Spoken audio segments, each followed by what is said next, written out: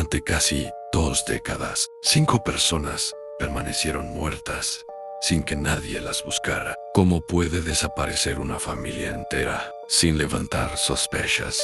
Inhumano.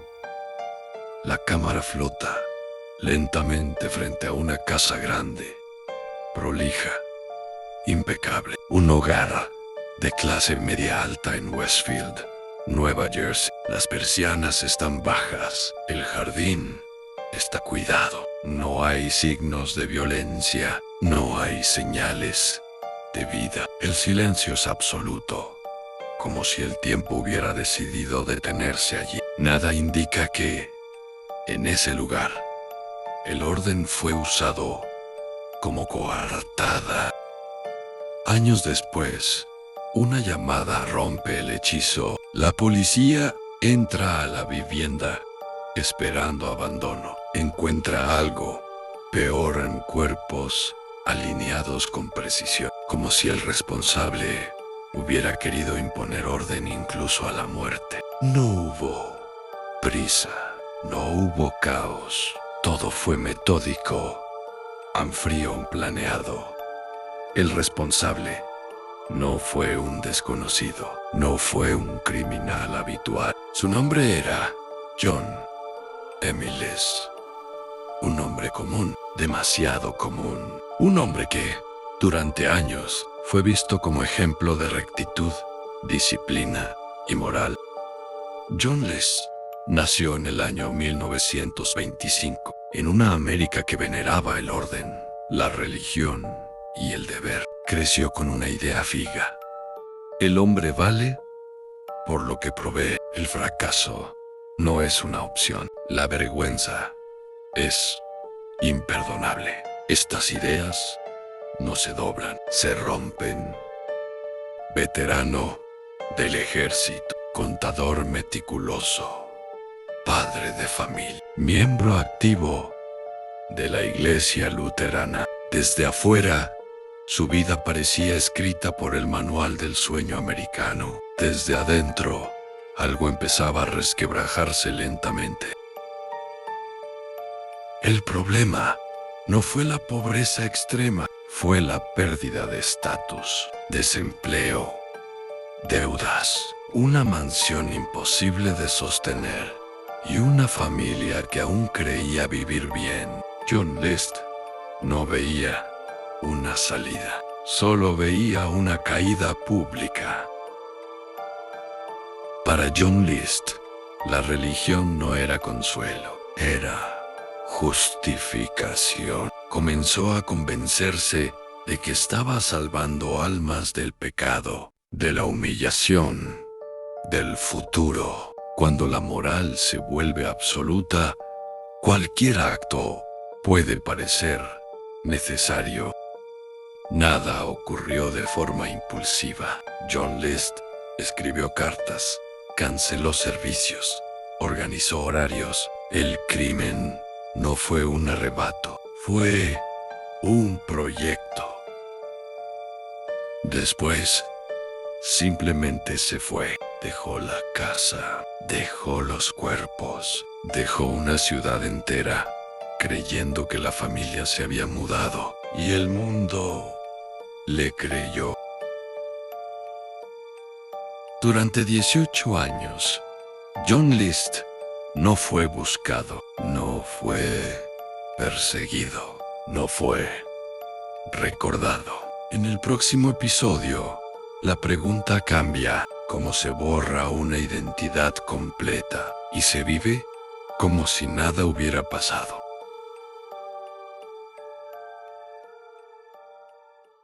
Durante casi 2 décadas, John List caminó por Estados Unidos con otro nombre, otro pasado y otra vida.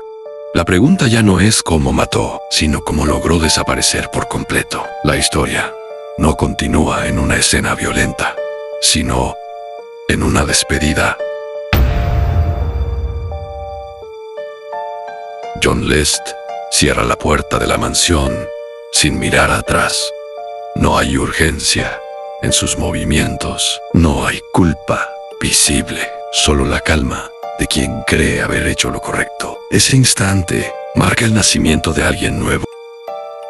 John List deja de existir oficialmente. Adopta un nuevo nombre, una nueva ciudad y un nuevo trabajo. No falsifica documentos sofisticados. No huye del país. Se esconde a plena vista.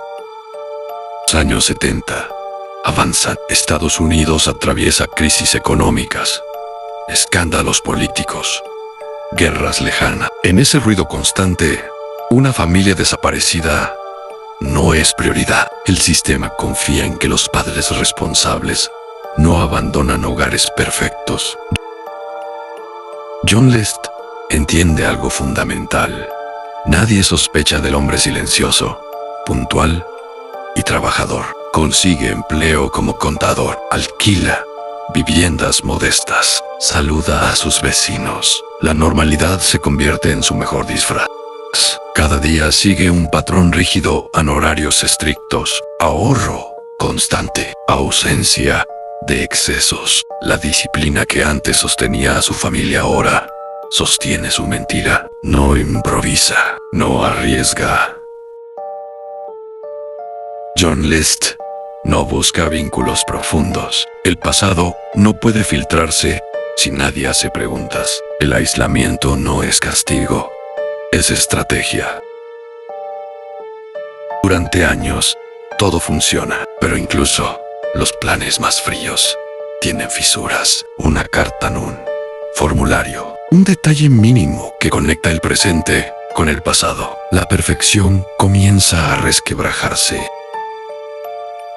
Mientras John List envejece en silencio, su rostro permanece congelado en archivos policiales. Una imagen que nadie mira, un nombre que nadie pronuncia. Cada año que pasa reduce las probabilidades de ser encontrado. La sociedad olvida los testigos, mueren, los rastros se enfrían. John List se convence de que ha ganado. 18 años después, cuando el caso ya parecía enterrado para siempre, alguien decide volver a mirar una cara olvidada. En el próximo episodio, el retrato que rompió el anonimato y la tecnología que no existía cuando todo comenzó.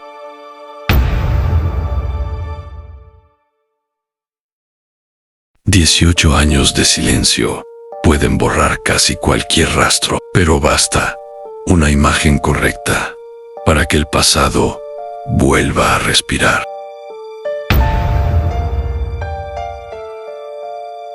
El expediente descansa en una estantería policial, cubierto de polvo y rutina. 5 asesinatos sin resolver. No hay persecuciones, no hay recompensas activas. Solo una pregunta abierta que nadie se atreve a responder. La década de los años 80 transforma la manera de investigar. La tecnología avanza. La criminología empieza a mirar al pasado con nuevas herramientas. Algunos casos olvidados vuelven a la superficie. Un productor de televisión revisa casos imposibles para un programa nuevo. No busca justicia, busca historias. Pero a veces, la curiosidad abre puertas que la policía no pudo. Surge una propuesta inédita. ¿Y si se pudiera mostrar cómo habría envejecido John List? No una suposición, una reconstrucción científica del paso del tiempo. El rostro como huella. Artistas forenses trabajan con paciencia quirúrgica. Arrugas, caída de pómulos, cambios en la mirada. El pasado vuelve a adquirir forma humana. Imagen se emite por televisión en todo el país. No hay acusaciones. Solo una pregunta directa al espectador. ¿Lo has visto? En otra ciudad, alguien observa la pantalla con incomodidad. Ese rostro no le resulta extraño. No puede explicar por qué, pero la sensación persiste. Una llamada telefónica rompe 18 años de anonimato. No es una denuncia segura, es Una duda, pero alcanza para reactivar todo. El nombre John List reaparece en informes, notas internas y memorias policiales. La cacería se reactiva. El pasado ya no está quieto. Durante casi 20 años, John List creyó haber vencido al tiempo, pero ahora el tiempo tiene su rostro. En el próximo episodio, la búsqueda final y el momento exacto en que la mentira empieza a derrumbarse.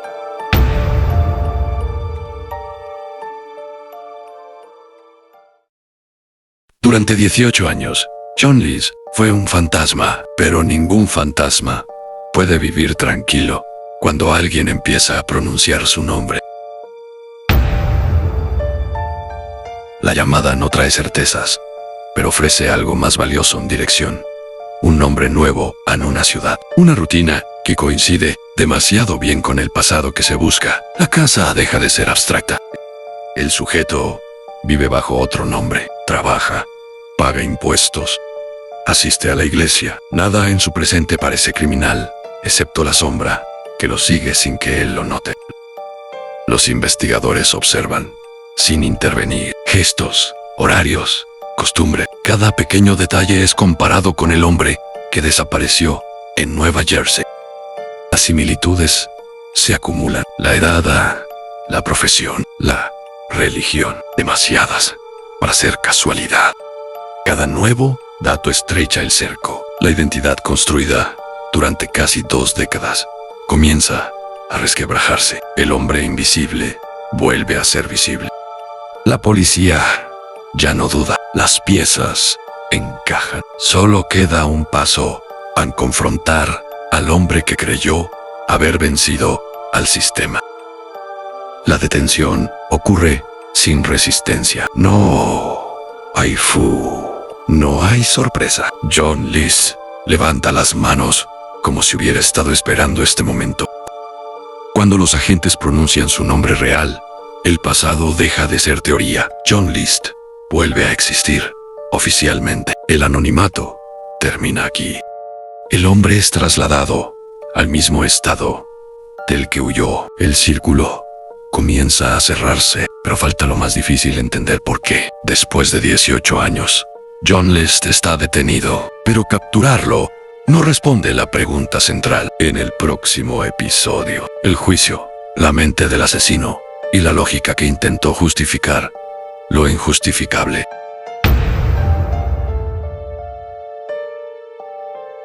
Capturar a John List fue sencillo. Comprenderlo fue mucho más inquietante. John List entra a la sala del tribunal con paso lento, rostro neutro y postura recta.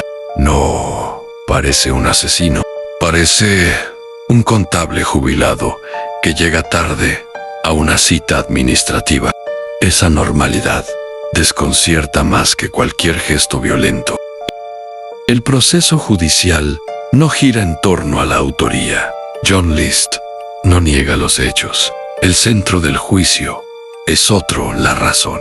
John List sostiene que actuó por responsabilidad moral, que salvó a su familia de la vergüenza, del fracaso y del pecado. No habla de odio, habla de deber. Para John List, perder el empleo era perder la identidad. Ser descubierto como fracasado era peor que la muerte. En su mente, el asesinato se convierte en una solución extrema a un problema social. La casa no fue solo escenario, fue detonante. Una fachada imposible de sostener, que representaba todo lo que no podía perder. Psiquiatras y criminólogos analizan su mente.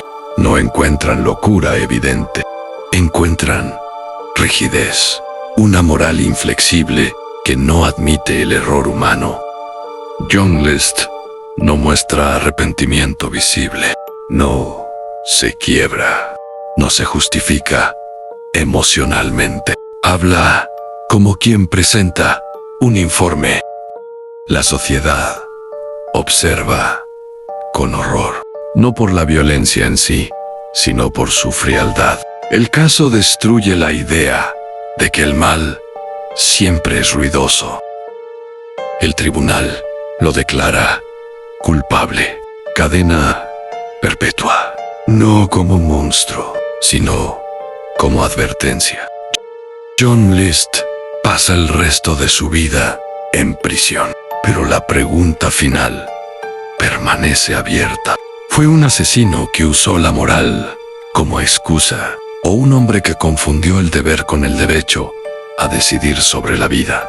En el próximo y último episodio, el legado del caso y la lección más inquietante de toda.